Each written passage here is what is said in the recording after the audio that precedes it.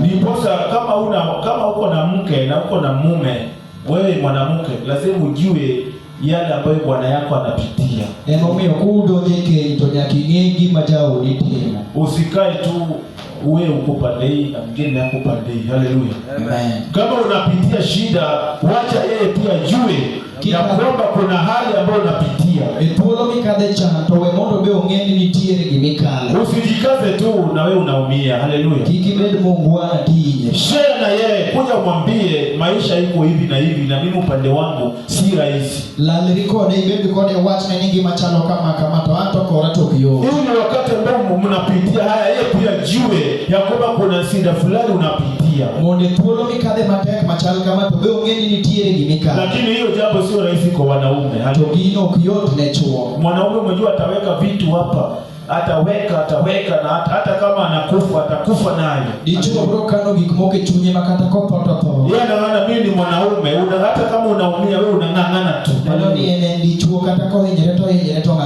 Kama nilipata mwingine rafiki yetu mwingine, kuna hali ambayo alikuwa anapitia, lakini alikuwa ameweka tu hapa naumia.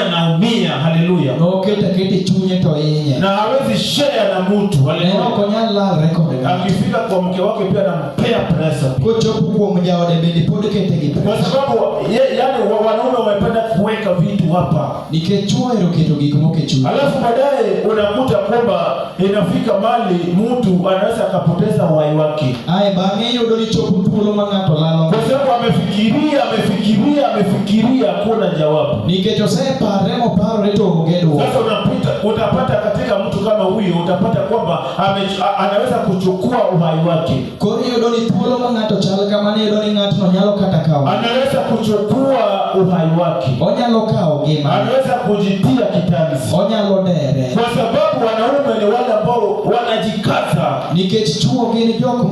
Sasa tunapata kwamba hata huyu nabii pia alikuwa mwanaume.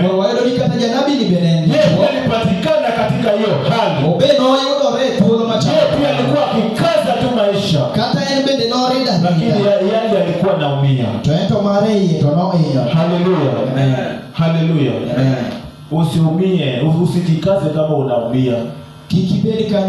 Saa zingine pia share na watu, kama kuna mtu anaweza kusaidia sawa. Haleluya. Usikae tu wewe peke yako unaumia. Haleluya. Share na marafiki zako. Marafiki wako kuna wale watakupatia mawaidha.